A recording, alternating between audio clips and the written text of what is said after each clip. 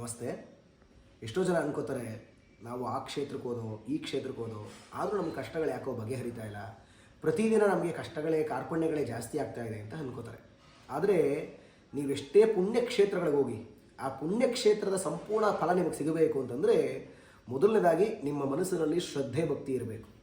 ಯಾರೋ ಹೇಳಿದ್ರು ನೀವು ಆ ಕ್ಷೇತ್ರಕ್ಕೆ ಹೋದರೆ ಒಳ್ಳೆಯದಾಗತ್ತೆ, ಈ ಕ್ಷೇತ್ರಕ್ಕೆ ಹೋದರೆ ಒಳ್ಳೆಯದಾಗತ್ತೆ ಅಂತಂದರೆ ಆ ಕ್ಷೇತ್ರಕ್ಕೆ ಹೋಗೋದ್ರಿಂದ ನಿಮಗೆ 100ಕ್ಕೆ 100 ಭಾಗ ಒಳ್ಳೆಯದಾಗತ್ತೆ. ಆದರೆ ನೀವು ಅಲ್ಲಿ ಹೋಗಂಥ ಸಮಯದಲ್ಲಿ ಮಾಡುವಂಥ ತಪ್ಪುಗಳಿಂದ ನೀವೇನೇ ಪುಣ್ಯದ ಫಲಗಳನ್ನು ಮಾಡಿದರೂ ಅವೆಲ್ಲ ನಿಷ್ಫಲ ಆಗುತ್ತೆ.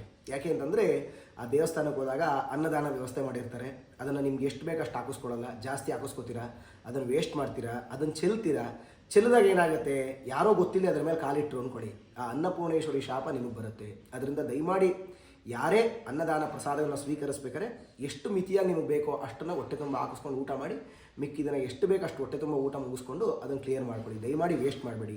ಎರಡನೇದಾಗಿ ಯಾರೋ ಹೇಳಿರ್ತಾರೆ ನಿಮ್ಗೆ ಏನೋ ಒಂದು ಕರ್ಮಗಳಿದೆ, ಆ ಪರಿಹಾರಗಳನ್ನು ಮಾಡ್ಕೊಳ್ಳಿ ಅಂತ. ಹರಿಯ ನೀರಲ್ಲಿ ಹೋಗ್ತೀರಾ, ಸ್ನಾನ ಮಾಡ್ತೀರಾ, ಆ ಬಟ್ಟೆಗಳನ್ನೆಲ್ಲ ಅಲ್ಲೇ ಬಿಡ್ತೀರಾ. ಆ ಬಟ್ಟೆ ಯಾವ ರೀತಿ ಕೊಳಿತಾ ಇರುತ್ತೋ ನಿಮ್ಮ ಕಷ್ಟಗಳು ಅದೇ ರೀತಿ ಜಾಸ್ತಿ ಆಗ್ತಾ ಹೋಗುತ್ತೆ. ಅದರಿಂದ ದಯಮಾಡಿ ಯಾರೂ ಬಟ್ಟೆಗಳನ್ನು ನೀರಿಗೆ ಬಿಡಬೇಡಿ. ಮೂರನೇದಾಗಿ ಯಾವುದೇ ದೇವಸ್ಥಾನಕ್ಕೆ ಹೋದಾಗಲೂ ನಿಮ್ಮ ಬಟ್ಟೆಗಳ ಮೇಲೆ ನಿಮಗೆ ಸ್ವಲ್ಪ ನಿಗಾ ಇರಬೇಕು. ಹೆಂಗೆ ಅಂದರೆ ಆ ಬಟ್ಟೆಗಳನ್ನ ಹಾಕೊಂಡಾಗ ಅದು ನೀವು ದೇವರಿಗೆ ಮಾಡುವಂಥ ಅವಮಾನ, ಅದರಿಂದನೂ ನಿಮಗೆ ಪಾಪಕರ್ಮಗಳು ಬರುತ್ತೆ.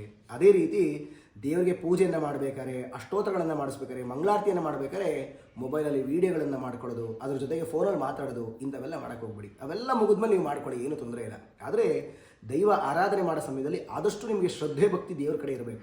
ಯಾವತ್ತೂ ಅಷ್ಟು ದೇವಸ್ಥಾನಕ್ಕೆ ಪ್ರವೇಶ ಮಾಡಬೇಕಾದ್ರೆ ಮೊದಲನೇದಾಗಿ ದೇವರ ಪಾದವನ್ನು ನೋಡಿ ಆನಂತರ ದೇವರ ದರ್ಶನವನ್ನು ಮಾಡಬೇಕು. ನೇರವಾಗಿ ನೀವು ಹೋಗಿ ದೇವ್ರನ್ನ ನೋಡೋದು ಅಂತಂದರೆ ನಿಮಗೆ ಫಲ ಸಿಗಲ್ಲ. ಯಾವತ್ತೂ ಅಷ್ಟೇ ಹೊರಗಡೆ ಪಾದ ಇರುತ್ತೆ, ಆ ಪಾದವನ್ನು ದರ್ಶನ ಮಾಡಿ ಅದನ್ನು ಮುಟ್ಟಿ ನಮಸ್ಕಾರ ಮಾಡಿ ಆನಂತರ ಒಳಗಡೆ ಪ್ರವೇಶವನ್ನು ಮಾಡಬೇಕು. ದೇವರು ಪ್ರವೇಶ ಮಾಡಬೇಕಾದ್ರೂ ಅಷ್ಟೇ ಹೊಸ್ಲನ್ನು ಮುಟ್ಟಿ ನಮಸ್ಕಾರ ಮಾಡಿ ಬಲಗಾಲು ಇಟ್ಕೊಂಡು ಬರಬೇಕು. ಎಷ್ಟೋ ಜನ ಫೋನಲ್ಲಿ ಮಾತಾಡ್ಕೊಂಡು ಎಡಗಾಲು ಇಟ್ಕೊಂಡೇ ಒಳಗೆ ಬಂದುಬಿಡ್ತಾರೆ. ಆದರೆ ಅದು ನಮಗೆ ಗೊತ್ತಿಲ್ಲದೆ ನಾವು ಮಾಡುವಂಥ ಪ್ರಾರಬ್ಧ ಕರ್ಮಗಳು. ಅದರಿಂದ ದಯಮಾಡಿ ಭಕ್ತಾದಿಗಳೇ ಯಾರೇ ದೇವಸ್ಥಾನಕ್ಕೆ ಹೋಗಿ, ಪುಣ್ಯಕ್ಷೇತ್ರಕ್ಕೆ ಹೋಗಿ, ಮಾಮೂಲಿ ಕ್ಷೇತ್ರಗಳಿಗೆ ಹೋಗಿ ಶ್ರದ್ಧೆ ಭಕ್ತಿಯಿಂದ ಹೋಗಿ, ಅವಾಗ ನಿಮ್ಗೆ ಎಷ್ಟೋ ಕಷ್ಟ ಕಾರ್ಪಣ್ಯಗಳು ನಿವಾರಣೆ ಆಗುತ್ತೆ. ಒಳ್ಳೆಯದಾಗಲಿ, ಶುಭವಾಗಿ.